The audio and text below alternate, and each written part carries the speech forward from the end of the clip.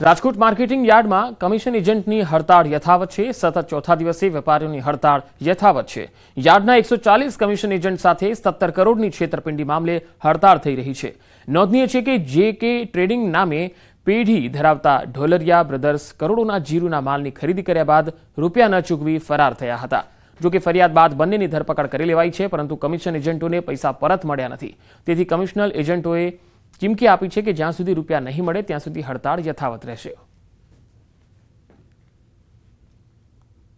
માલ વેચાય એટલે ખેડૂતોને રોકડું પેમેન્ટ આપવાનું હોય, ત્યારબાદ ખેડૂતોને રોકડા પેમેન્ટ આવ્યા બાદ 4 દિવસ પછી વેપારીઓ અમને ચેક આપતા હોય છે। પણ આ જે કમિશન એજન્ટોના પૈસા હજી જે.કે. ટ્રેડિંગમાં રોકાયેલા છે, એપ્રિલ મહિનામાં જેને વેપાર કર્યો હતો 5 તારીખથી લઈને 25 તારીખ સુધીના કોઈને પેમેન્ટ આપવામાં ન આવેલા। ત્યારબાદ આ ઇસમોએ એનો મોબાઈલ સ્વિચ ઓફ કરી અને રાજસ્થાન ભાગી ગયેલ હોય તો અમે યોગ્ય રજૂઆત સીપી સાહેબને કરેલ, ત્યારબાદ ક્રાઇમ બ્રાન્ચે એને પકડી લીધેલ છે। સુરેન્દ્રનગરમાં ગેરકાયદે બાંધકામો પર બુલડોઝર ફરી વળ્યું। થાનના જામવાડી ગામે સરકારી જમીન પરના દબાણો દૂર કરાયા। ચોટીલા પ્રાંત અધિકારી સહિતની ટીમ દ્વારા દબાણો દૂર કરાયા। સરકારી જમીન પર બનાવેલ હોટલ, ટી સ્ટોલ, વેબ્રિજ તેમજ ઓરડી સહિતના દબાણો જેસીબી સહિતના સાધનો વડે તોડી પાડાયા।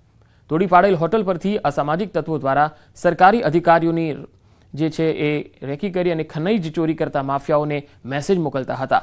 ચોટીલા પ્રાંત અધિકારી દ્વારા ગેરકાયદેસર દબાણો પર બુલડોઝર ફેરવાતા અન્ય દબાણકર્તાઓમાં પણ ફફડાટ વ્યાપી ગયો છે।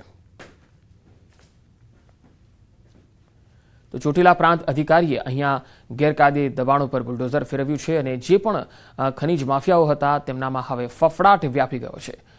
ગેરકાયદે બાંધકામો પર તંત્રનું બુલડોઝર ફરી વળ્યું છે। આ બધા બાંધકામો સરકારી જમીન પરના દબાણો હતા જે ગેરકાયદેસર હતા।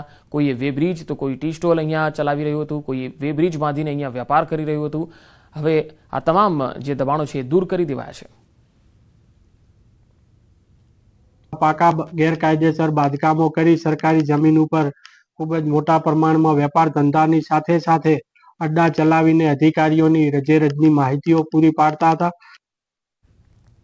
ગુજરાતનું ગૌરવ ગણાતા એશિયાટિક સિંહોની વસ્તી ગણતરી થઈ રહી છે। અમરેલીમાં રાજ્યસભા સાંસદ પરિમલ નથવાણી પણ સિંહ ગણતરીની પ્રક્રિયામાં જોડાયા હતા। રાજુલા ઉના વિસ્તારમાં સિંહ ગણતરીનો અનુભવ તેમણે સોશિયલ મીડિયા સાઇટ એક્સ પર શેર કર્યો।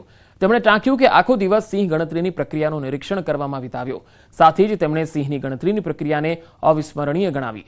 વન વિભાગના કર્મચારી સાથે બાઇક પર ફરતા હોય તેવો ફોટો પણ તેમણે શેર કર્યો।